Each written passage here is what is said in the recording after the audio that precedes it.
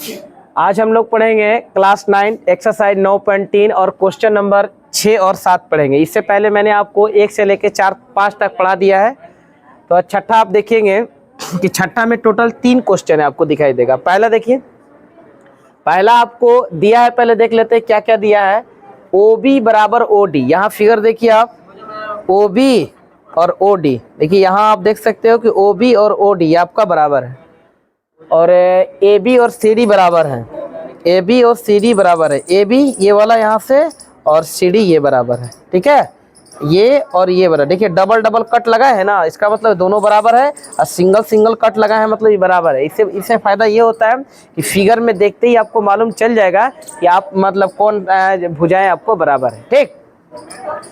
सिद्ध क्या करना है, एरिया DOC, एरिया DO और C इसका क्षेत्रफल DOC का, और एरिया AOB का क्षेत्रफल, एरिया AOB का क्षेत्रफल। देखिए DOC इधर वाला को त्रिभुज, और यहाँ देखिए क्या आपका AOB इधर वाला त्रिभुज, ये दोनों क्षेत्रफल में बराबर सिद्ध करना आपको। चलिए तो रचना, इसमें टोटल 3 क्वेश्चन है। तो पहला हम सिद्ध करते हैं, फिर दूसरा सिद्ध करेंगे तो 2 नंबर बताएंगे, फिर तीसरा सिद्ध करेंगे तो 3 नंबर बताएंगे, ठीक। तो रचना में हम क्या करेंगे कि DN लंब AC, हम DN से, देखिए D है ना, तो D से DN खींचे, किस पे, AC पे। DN लंब AC खींच दिए, 90 डिग्री डाले। फिर BM लंब AC खींचा, देखो B है ना यहाँ पर, ये आपका जो रेखा खींचे है ना, ये क्वेश्चन में नहीं है, ये मैंने रचना में खुद से किया है। B से मैंने BM खींच दिया, लंब है, ठीक है ना, BM लंब है, कौन पे, तो AC पे। तो अब आप एक चीज देख रहे हो, यहाँ से जो लंब खींचे DN वो भी AC पे ही खींचे हैं, यहाँ से जो लंब खींचे BM वो भी AC पे ही खींचे हैं, ठीक। अब हम चलते हैं पहला क्वेश्चन सिद्ध करते हैं पहला क्वेश्चन। तो पहला क्वेश्चन हम यहाँ से सिद्ध करते हैं। ये पहला आपका त्रिभुज DON, ये देखिए छोटा सा त्रिभुज देखने से ही मालूम चल रहा है ये आपका समकोण त्रिभुज है, क्योंकि यहाँ पर 90 डिग्री है, ठीक। और त्रिभुज BOM, और यहाँ देखिए BOM, ये भी देखिए आपका समकोण त्रिभुज ही है, क्योंकि यहाँ एक 90 डिग्री है। जब किसी त्रिभुज में एक कोण 90 डिग्री रहता है तो उसको हम लोग समकोण त्रिभुज बोलते हैं, ठीक है। तो इन दोनों त्रिभुजों को हम क्या करेंगे, सर्वसम सिद्ध करेंगे। तो 3 चीज ढूंढेंगे हम लोग, हम शुरू से जानते हैं कि 3 चीज ढूंढेंगे यहाँ से। तो बताओ, दोनों त्रिभुज में 3 चीज हम ढूंढेंगे, तो एक यहाँ 90-90 मिल जाएगा, डायरेक्ट चित्र में ही आप देखिए, उससे बढ़िया चित्र में समझ जाएगा तो वो लिख दीजिएगा खुद बे खुद आप। यहाँ 90 और ये एक 90 हो गया। यहाँ देखिए ये कट मारा गया था OD, और यहाँ कट मारा गया था OB, ये क्वेश्चन में दिया था, देखो OB बराबर OD, तो एक भुजा ये मिल गया और एक कोण A मिल गया, 2 को बराबर हो गया। अब देखिए ये 90 डिग्री वही लिखे हैं, और ये शीर्षाभिमुख कोण से। अरे बताइए, और ई वाला कोण बराबर होगा, आप भी जानते हैं कि ये कौन है, शीर्षाभिमुख कोण। यहाँ देखिए जब दो रेखाएं काटती है तो सामने वाला जो कोण बनता है वो शीर्षाभिमुख कोण कहलाता है। तो हमको ये दोनों त्रिभुज में 3 चीज मिल गया, एक 90 डिग्री मिल गया, और एक OD बराबर OB मिल गया क्वेश्चन से, और एक यहाँ शीर्षाभिमुख कोण मिल गया, बराबर होता है। तो 3 चीज बराबर हो गया, तो इसका मतलब ये दोनों जो त्रिभुज है वो सर्वसम हो गया। देखिए हाँ हो गया ना। अब कौन या 3 बार भी लिख सकते हैं आप, कौन, या लिख सकते हैं इंग्लिश में A, या 2 बार भी लिख सकते हैं, कोई दिक्कत नहीं। A सर्वसमता नियम से दोनों त्रिभुज क्या हो गया, दोनों त्रिभुज सर्वसम हो गया ना। देखिए एगो कोण हो गया ना, ई कोण बराबर हो गया, फिर एगो कोण बराबर हो गया। जब किसी त्रिभुज में 2 कोण बराबर होता है तो तीसरा कोण ऑटोमेटिक बराबर होता है, ठीक है।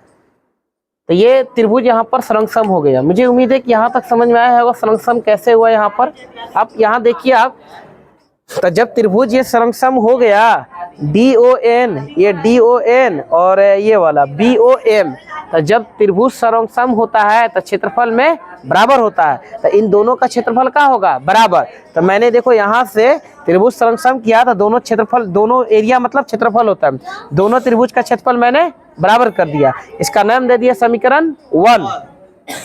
अब आइए दूसरा त्रिभुज पकड़िए आप, त्रिभुज DCN, उधर देखिएगा DCN कहाँ है, ध्यान दीजिएगा। अब देखिएगा DCN, ये वाला त्रिभुज, देखिए बगल वाला, इधर वाला, आप ये वाला त्रिभुज देखिए, इसके बगल वाला ये वाला त्रिभुज DCN हुआ। और यहाँ त्रिभुज देखिए DCN के बाद ABM, यहाँ देखिए ए बी एम, ये वाला त्रिभुज। अब ये दोनों को लेंगे, पहला वाला में क्या लिए थे, इन दोनों त्रिभुज को लिए थे। अब इन दोनों त्रिभुज को लेंगे, इसके बगल वाला में, इसके बगल वाला में। अब इन दोनों त्रिभुजों को हम सर्वसमस्थित करेंगे। तो सर्वसमस्थित करने का क्या, 3 चीज ढूंढेंगे, कोण और भुजा मिला के।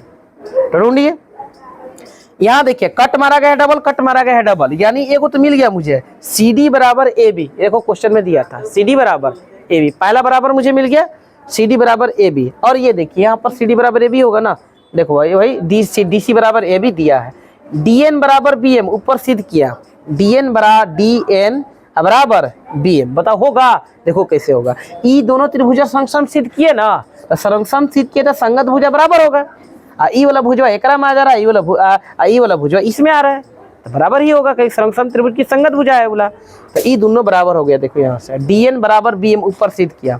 अब ये देखो ई 90 है तो इधर भी क्या होगा 90, जब ई 90 है तो इधर भी क्या होगा 90, दोनों तरह 90 होता है। ये दोनों 90 हो गया, ये दोनों 90 हो गया। तो भाई 3 चीज तो मुझे मिल गया ना, ये मुझे मिल गया सी डी बराबर ए बी, या ये 90 और ये 90, और यहाँ पर डी एन बराबर डी एम, 3 चीज मुझे मिल गया। तो जब 3 चीज मुझे मिल गया, कौन कौन मिला, 2 गो भुजा मिला और 1 गो कोण मिला, तो कहा जाएगा एस ए एस सर्वसमता नियम से। दोनों त्रिभुज का हो गया, दोनों त्रिभुज आपका सर्वसम हो गया। जब दोनों त्रिभुज सर्वसम हो गया तो क्षेत्रफल में क्या होगा, बराबर। 2 सर्वसम त्रिभुजों का क्षेत्रफल हमेशा बराबर होता है। तो क्षेत्रफल में मैंने क्या कर दिया, बराबर, ये बना दिया समीकरण 2। पहला में मैंने क्या किया था, दोनों त्रिभुज को सर्वसम किया और दोनों का क्षेत्रफल में बराबर किया, समीकरण 1। और दूसरा में मैंने वही काम किया, इन दोनों त्रिभुजों का सर्वसम करके और क्षेत्रफल में बराबर करके समीकरण 2 लिख दिया, हो गया। अब समीकरण 1 और 2 का ही मुझे काम है, बाकी कोई चीज का काम नहीं है। अब समीकरण 1 और 2 को क्या कर देंगे, जोड़ देंगे, और जैसे ही जोड़ेंगे तुम्हारे पास ये वाला जो ये वाला है ना, ये आंसर आ जाएगा आपका तुरंत। जोड़ दीजिए, तो यहाँ पर जोड़िएगा तो लेफ्ट लेफ्ट जुटता है बाबू, और राइट राइट जुटता है ना। तो जोड़ेंगे डी ओ एन प्लस समीकरण 2 देखिए D C N, D O N plus D C N, ये देखिए है ना, राइट साइड देखिए, राइट साइड इधर B O M plus A B M, B O M और ए बी एम। अब बताइए आप कि त्रिभुज डी ओ एन और D C N, D O N हाई वाला हाई और डी सी एन, ये वाला और ये वाला जोड़ेंगे तो बताओ कहाँ आ जाएगा, पूरा आ जाएगा कि नहीं, कहाँ आ जाएगा पूरा, डी ओ सी आएगा कि नहीं आएगा, आ गया ना मेरे पास। जब इन दोनों को हम जोड़े ये दोनों को, तो ये डी ओ सी आ गया, मुझे डी ओ सी लाना भी था। अब इन दोनों को जोड़िए बी ओ एम, ये देखो बी ओ एम ये वाला, अब फिर जाके ये वाला ए ओ ए बी एम, ये दोनों, तो इन दोनों को जब जोड़ेंगे तब पूरा क्या आएगा बताओ, ए ओ बी आ जाएगा। तो ये आपका आ गया, ये मुझे लाना था। तो पहला इस क्वेश्चन में जो 6 का पहला क्वेश्चन था वो हम लोग को कंप्लीट हो गया। अब क्वेश्चन नंबर पहला, छठा का ही दूसरा नंबर हम लोग देखते हैं। तो छठा का दूसरा नंबर आप देखिए क्या करना है यहाँ पर। तो देखिएगा कि area D C B, area D C B, देखो एरिया डी सी बी, अब देखो नया त्रिभुज बना। जब भी आप क्वेश्चन जब शुरुआत करें तो सबसे पहले ज्यामिति में, यानी जब चित्र रहे तो सबसे पहले माइंड में चित्र फिट करिए। चित्र फिट करने से आपको सब चीज बुझाएगा कि किधर त्रिभुज है, किधर कोण बराबर करना है, किधर संगत करना है, किधर जो भी करना है। अगर आपको चित्र माइंड से निकल जा रहा है ना, तो आपको ज्यामिति समझने में बहुत दिक्कत और प्रॉब्लम होगा। तो डी सी बी और बराबर सिद्ध करना है ए सी बी, और ए कहाँ है, A C B, D C B ये वाला त्रिभुज और ए सी बी, ध्यान दीजिए डी सी बी और ए सी बी। अब देख रहे हो दोनों में बी सी आ रहा है, दोनों में बी सी आ रहा है, ध्यान दीजिए डी सी बी में बी सी आ रहा है और ए सी बी में भी बी सी आ रहा है ना। अब दोनों देखो एक ही समांतर रेखा के बीच स्थित है, ध्यान भी दो। चलते हैं डी ओ सी त्रिभुज डी ओ सी ये वाला जो अभी सिद्ध किए, और ए ओ बी और त्रिभुज ए ओ बी। अभी मैंने क्या किया बताओ, डी ओ सी और ए ओ बी मैंने क्या किया बोलो। ये यहाँ प्लस नहीं होगा बाबू, यहाँ बराबर होगा, यहाँ बराबर होगा, बराबर होगा, ठीक है। अब बताइए कि डी ओ सी और ए ओ बी क्या है, दोनों बराबर है, बोलो बराबर है ना। अगर मैं डी ओ सी में हाई वाला बी ओ सी जोड़ दें, समझिएगा। अगर ये थोड़ा सा समझ गया ना तो यहाँ से मैथ निकल गया, थोड़ा सा खाली। डी ओ सी ये वाला में अगर मैं बी ओ सी ये वाला जोड़ दूं, ई वाला में पूरा हाई त्रिभुज में बड़ा वाला में डी ओ सी में अगर बी ओ सी जोड़ दूं ये, तो बताओ डी सी बी आ जाएगा कि नहीं? आ जाएगा। अगर मैं ए ओ बी में ए ओ बी यही त्रिभुज, अगर ए ओ बी में मैं फिर बी ओ सी जोड़ दूं हाई वाला, तो ए सी बी आ जाएगा कि नहीं? बोलो आएगा कि नहीं आएगा?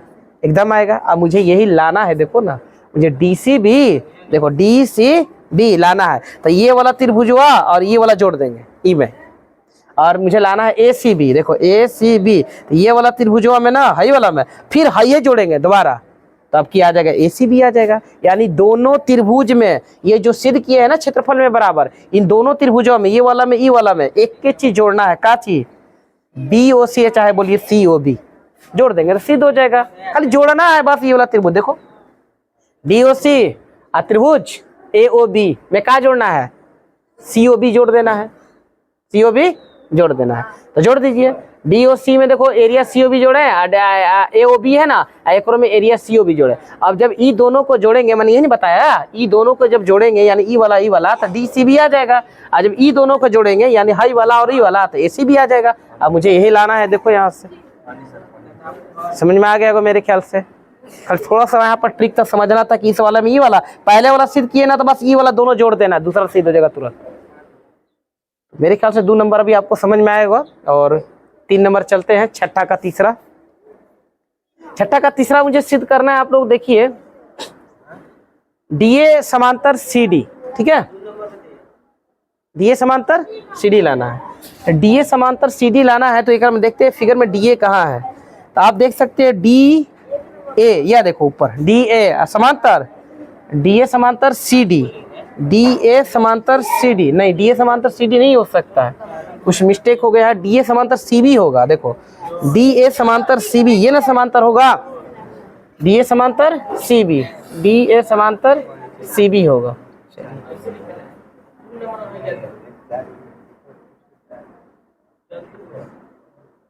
डी ए समांतर सी बी होगा। बी है बाबू, आप लोग देखते रहिएगा, ये बी है, ठीक है। डी ए समांतर सी बी लाना है ये वाला, ठीक। तब हमको आप ये बताइए, समझ में बताइएगा आप लोग कि मैंने आपको एक प्रमेय बताया था, ठीक, वो प्रमेय याद करिए और ये 3 नंबर ऐसे ही डायरेक्ट बन जाएगा। एक प्रमेय मैंने बताया था कि अगर क्या बोलते हैं, हाँ, अगर दो त्रिभुज एक ही आधार और उनका क्षेत्रफल बराबर हो, अगर 2 त्रिभुज एक ही आधार और उनका क्षेत्रफल बराबर हो तो वे क्या होते हैं? वे एक ही समांतर रेखा के बीच स्थित होते। याद आया?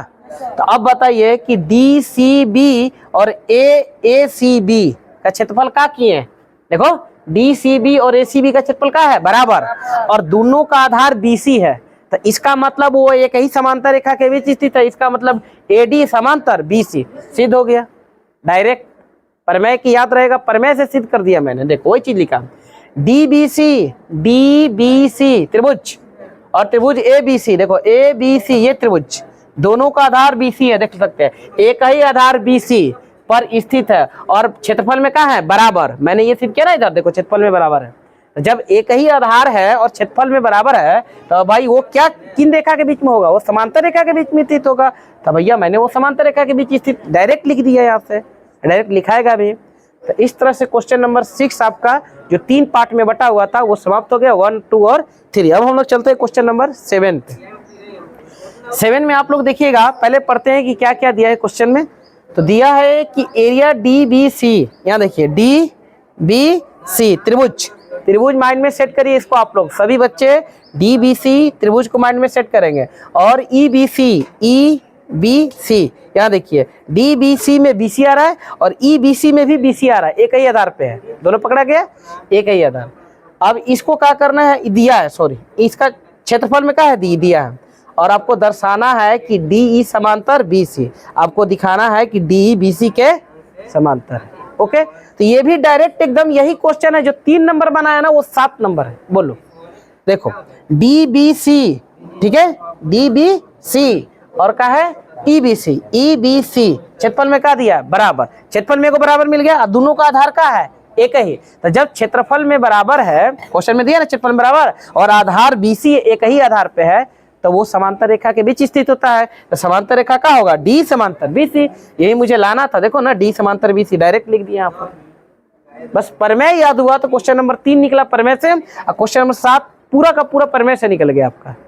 इसमें क्या है, एक क्षेत्रफल में बराबर दिया और आधार तो हमको दिखाई दे रहा है कि दोनों BC आधार पे है, तो तीसरा निष्कर्ष निकालते हैं ना कि भाई वो समांतर रेखा के बीच चित्रित होगा, और समांतर रेखा क्या होगा, D समांतर BC होगा।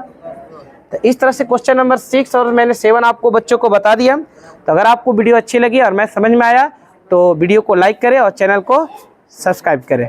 वीडियो देखने